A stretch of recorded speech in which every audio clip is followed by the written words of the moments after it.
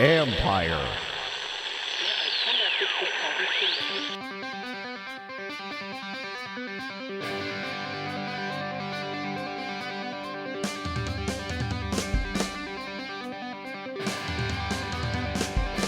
Welcome to the latest edition of All Caps with former Capitals defenseman Karl Osner. I'm AP hockey writer Steve Bueno. Capitals on a long road trip, coming up placing the Calgary Flames very soon. So we welcome in SportsNet's Ryan Leslie. Ryan, thanks for joining us. Thanks for having me, guys. We always ask everybody, I always ask if anyone has any dirty stories about Karl, but I don't think anyone has any. What your thoughts are of the Capitals? Oh, no, I do. I got lots. Okay, well, we'll get to that.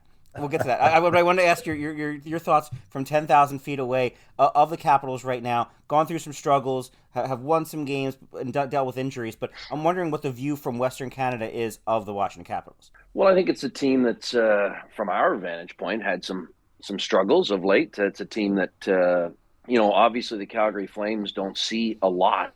It's a one-and-one type thing.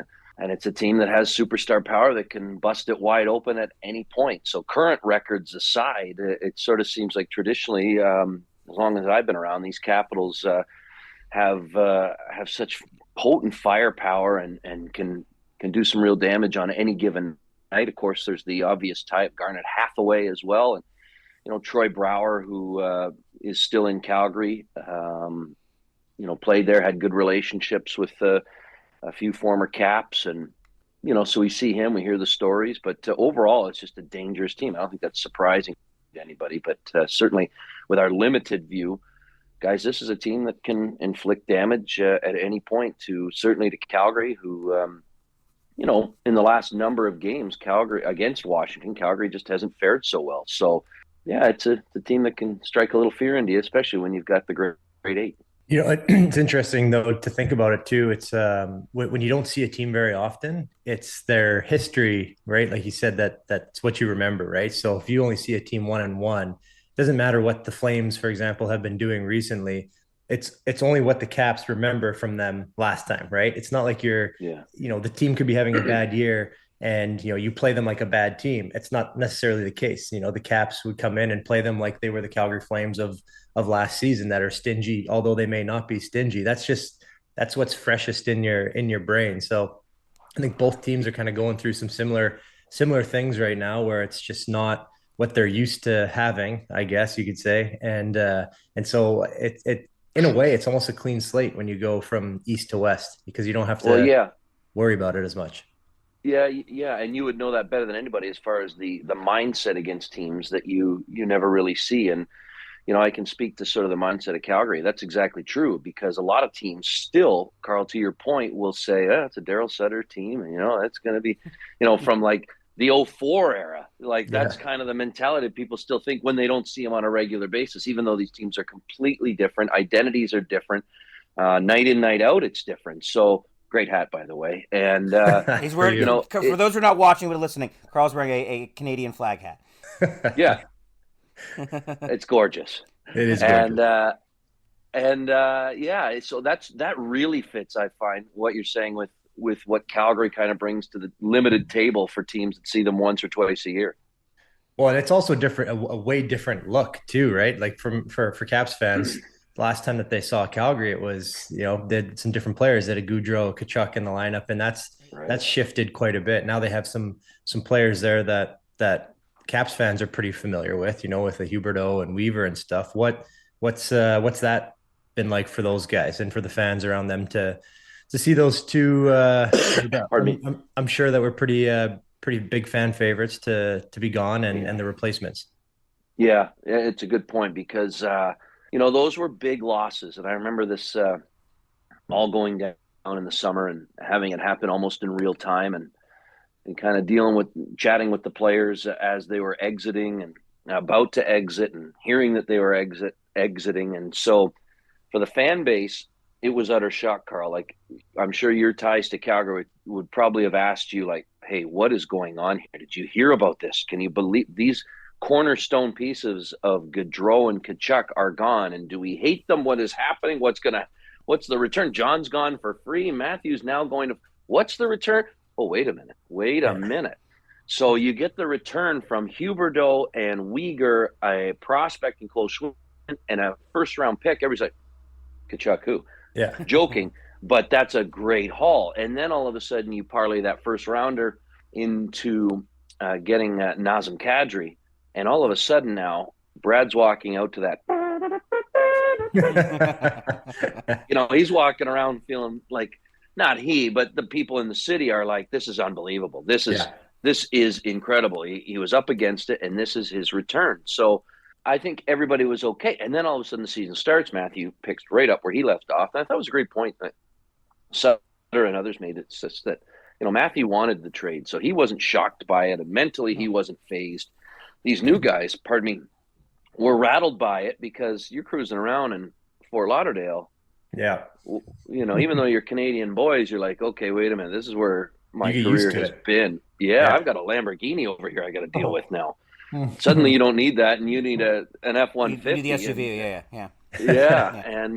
And that's it. So it's taken them some time. We're starting guys to see it round into form. Is it dominant? Is it the most explosive back end and forward in the league? No, not yet.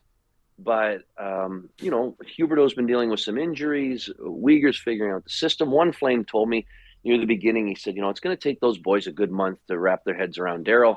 He goes, I don't worry about Nazem Kadri, but the other two, it might take some time. And that's exactly what happened. Nazem Kadri was kind of the best player going, right out of the gate for some time. The other two are just now finding their feet and figuring out Daryl's system. Huberdeau, again, a little nicked up throughout the beginning part of this season.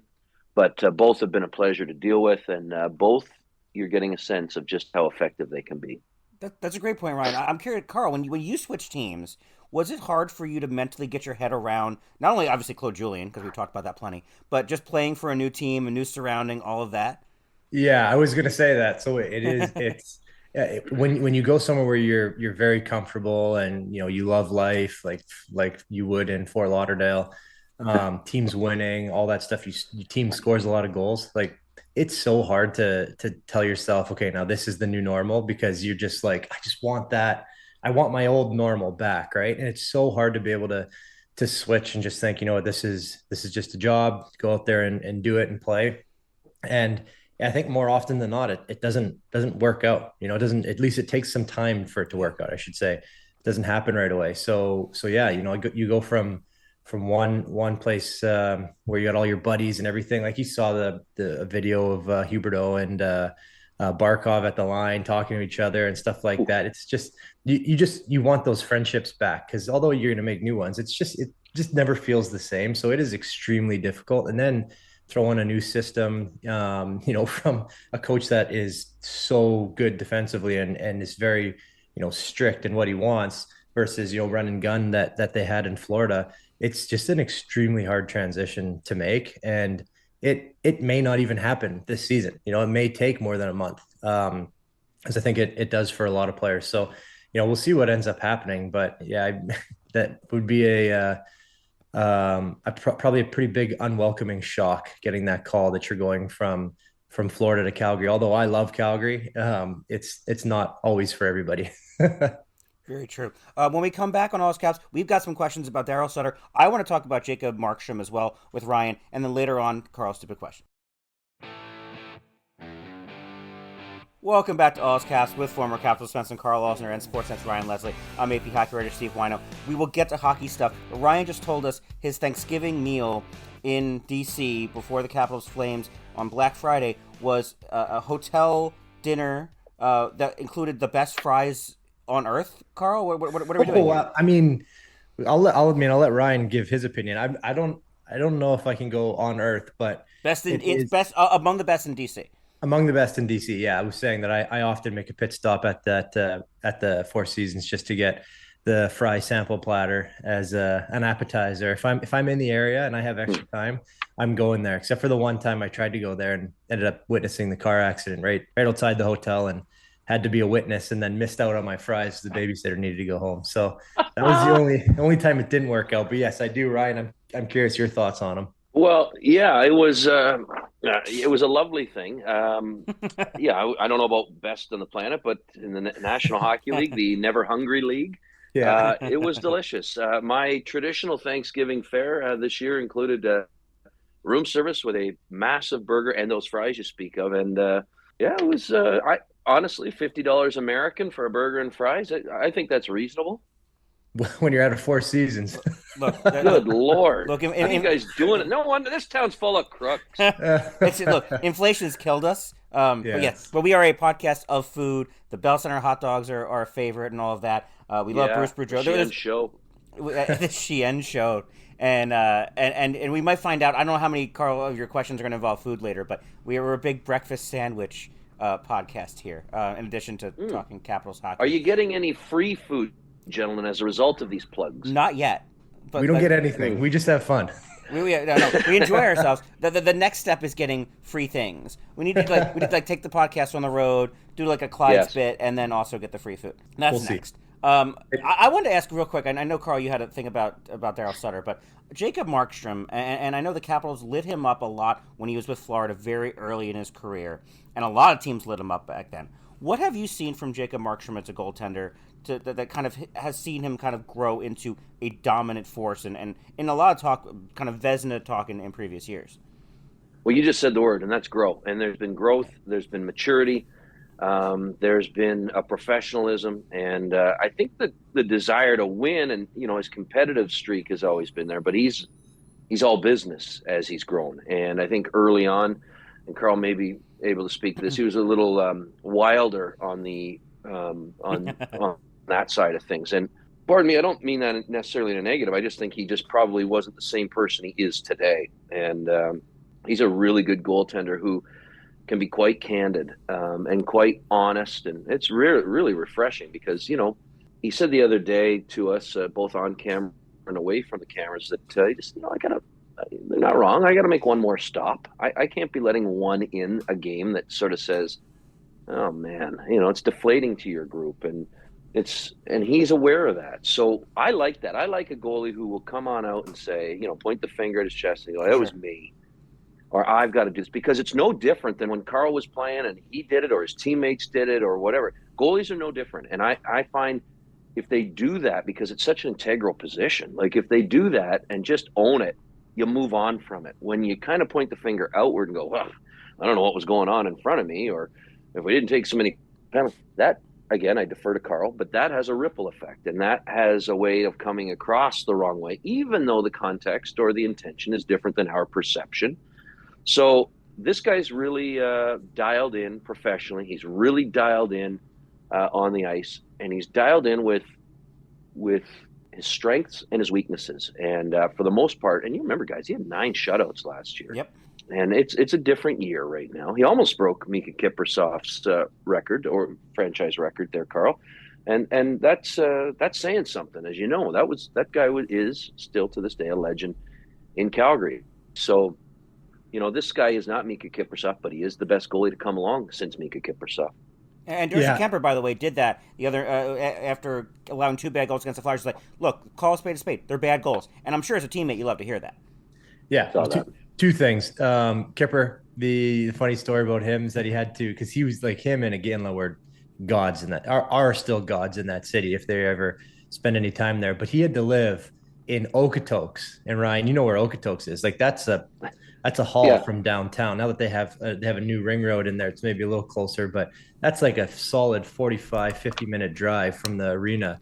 And that's where they practice all the time. He had to go down there just because there was less people around that would bug him. So he could go watch his kids play hockey in his hoodie with his hood on and stuff. So like he was, if Markstrom could have got to that and beat that would have definitely propelled him closer to that level for sure. But going back to the accountability, right? That's like one of the biggest words thrown around in sports is being accountable, doing your job. The Bill Belichick saying, just make sure that you execute what you need to do. And so I always found, especially as you get a little bit older too, is if you're one of those guys that can shoulder some of that blame, is okay with kind of processing it, and that may even be your way to get through it. Markstrom's way to get through it is to be outward and talk about it so that he can process through that. But even like for maybe a younger guy who, feels or thinks that they made a mistake on a play that was costly, to have your D partner or a winger on your line or whatever come out and be like, you know what, that was my fault. That I should have been better.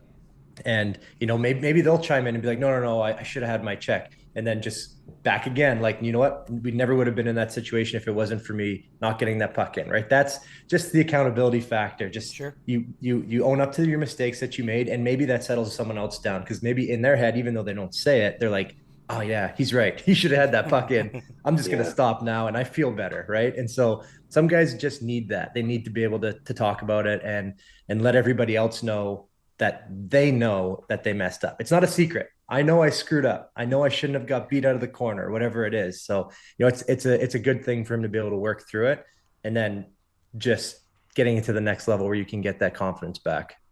Karl, I would ask a question to you on that front. Is there too much going on there sometimes? In other words, for example, Jack Campbell, who kind of came out and said I was pathetic, like he kind of processes so much that, in chatting with some guys who know him, especially early on in his career, he would go so outwardly on this. I was terrible.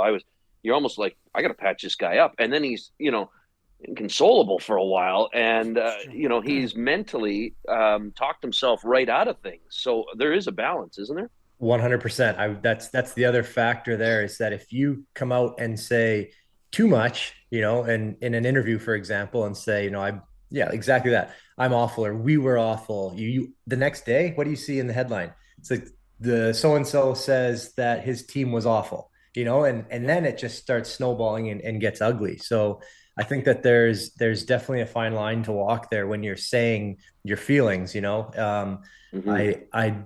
I know it happened to me a couple times where I would say, we were bad or something like that, and then the next day it doesn't look so good, right? Wino knows. Yeah, because you actually said what you felt. Yeah, exactly. And that's something that I should, a lot of times just keep inside the dressing room. But at the same time, it's good every now and then for it to come out. So I think that you need to, like I said, maybe it's just the way some guys deal with it. Maybe it's the same thing for Campbell. He needs to just come out and be like, holy smokes, I was terrible. I need to be better. And then it's just off his chest, right? Pathetic's a strong word, isn't it? Yeah, exactly. That's headline worthy. I was pathetic. Yeah. Oh, and we say that all the time. Like, I can't tell you how many times guys will come back to the bench and just be like, I suck. Like, or after a game, be like, I was well, with the Caps, we had a thing where we'd call ourselves Terrys, and the Terry meant that you were bad. And it's a long story with Ovi's English, but guys would come in after terrible. Well, it wasn't a reference to Chris Terry.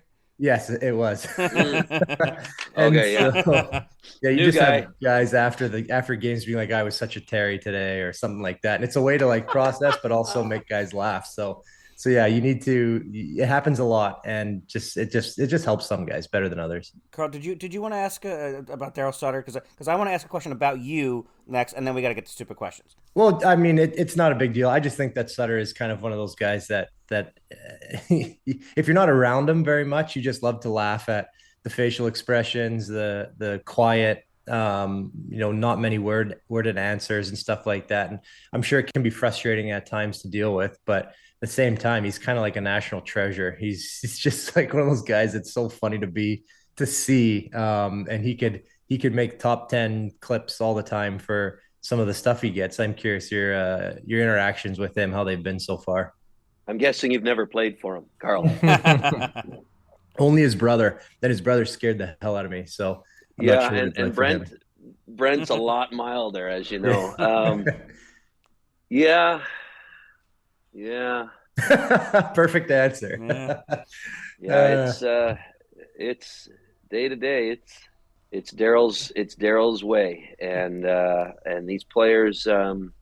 Listen, there's no doubt he's a very, very good coach, and it's proven that he is the reigning Jack Adams. He was just rewarded with a 2-year extension after this year, and certainly he has got a great relationship with ownership. He's certainly got a great relationship with Flames fans, and he's won 2 Stanley Cups. So on the winning side of things, that's really, really hard to argue with.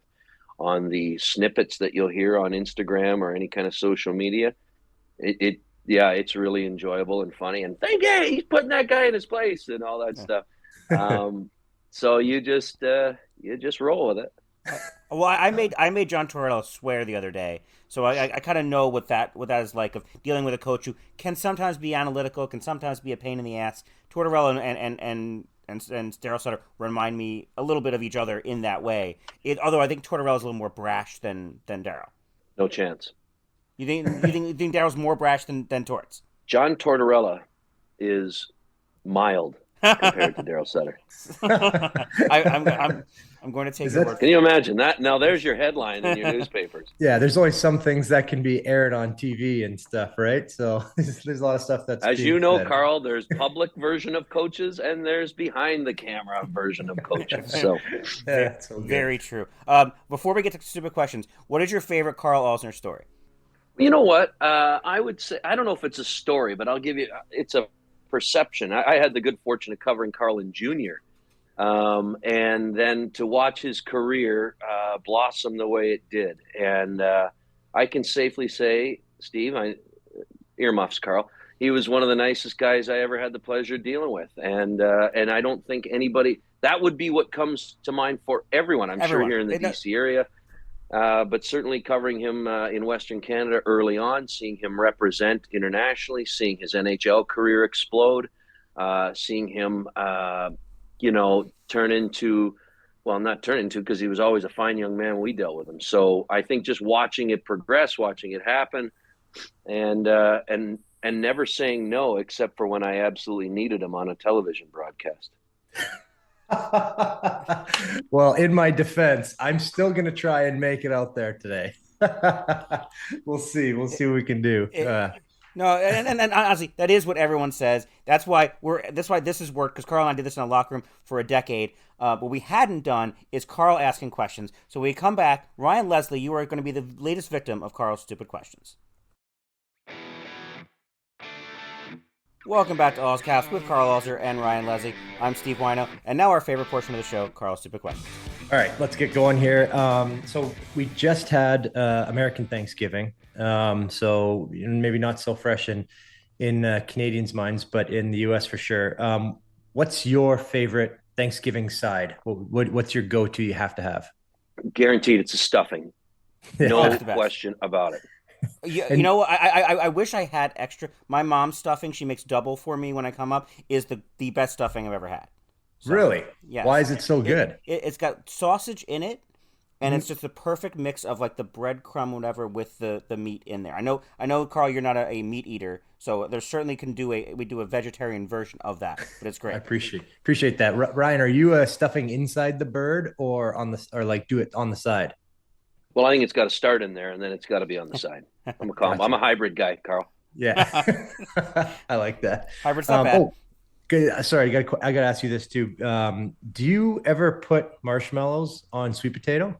I've seen it done. I think it's amateur hour. Marshmallows, and same with that Jell-O salad. Get lost. Yeah, exactly. I'm with you on both. I can confirm. Yes, those need to get lost. Good. Okay, perfect. I'm with you on that one. Bonus points. Okay, what is worse? Having a week long of -20, Celsius, -20 weather, hard rain for a week straight, or a heat wave of like 35 plus, no air conditioning? The worst version of those three? Which one would you hate the most? Hands down, the rain. The rain.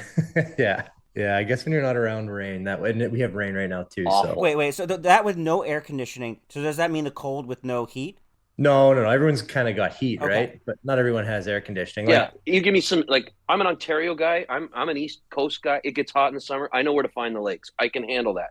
I used to wake up in the middle of the night before everybody had air conditioning in their house. That's how old I am. And you'd have to run down at 2 a.m. and go swim in the lake. I would do that in the winter, especially in Calgary, -20. No big deal.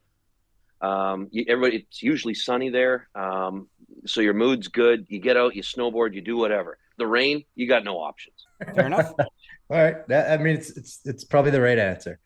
Okay, we're in December now at the time of this. When is the appropriate time to decorate for Christmas? December 1. December 1, that's the date. Is there an inappropriate time? Like could you go a week before? Anytime before Remembrance Day is offside. It's offside. Okay. Yeah, that's pretty early. I go with the Thanksgiving borderline. Like the Black Friday you can, before Thanksgiving you can't. Which is it? Is it Thanksgiving? You guys, I don't understand U.S. these things. I Thanksgiving. love that. I love it all. But how do you celebrate two at one? Celebrate Thanksgiving, enjoy the football, and then flip the gear right after Thanksgiving and get into Immediately. Christmas. Immediately. Yeah, but don't It's don't cross. that's fine. I'm lines fine with there. that. After Thanksgiving, yes. No, Yeah. do not cross the sauce. Mm-mm. Okay. Best hockey uniform of all time. Montreal Canadiens, Detroit Red Wings. Oh, yes. I'm with you on Detroit for sure. The Reds, they're gorgeous on ice. Yeah, and you grew up a Montreal fan, right? How did you know that? Yes, I did. Come on, I know my stuff. The Aki sweater. You can't have a podcast and not do any research. Wow, I impressive, Carl. gotta put at least 5 minutes in, right? Yeah. Okay. Favorite Christmas movie. Okay, I have two children, so it's a combo, right? There's some Elf mixed in with Polar Express. Slap me with a little Home Alone, one, maybe two, but don't push it after that.